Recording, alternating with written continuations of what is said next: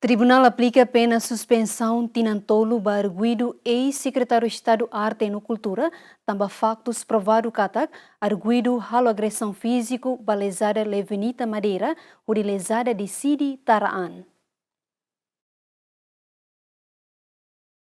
Tribunal Judicial Primeira Instância dili halou na leitura acórdão ba arguido ex-secretário de Estado Arte e Cultura inicial TC e HNB, Tribunal decide aplica pena prisão tinantolo, no suspende tinantolo ba arguido, também durante a produção provas, Tribunal entende que tak arguido halo agressão físico bebê, banho fericon, lesada Levenita Madeira, husine, lesada reta sofrimento físico, no triste hodizolan, to lesada decide hakoto nia vida li husi taran. No iha factos provado que além de lesada sofre físico, lesada mo sofre psicologicamente, também lesada isolaan iha quartularan. No neto ir tribunal, acusação Ministério Público nian hasoro arguido provado hoto. Mas be antes na iha processo julgamento, arguido nega factos, nebe maxita iha acusação Ministério Público, mas be tribunal considera li usasin na intolo nebe mak apresenta husi lesada, tambah sasin husi arguido ni on na rua declara ba tribunal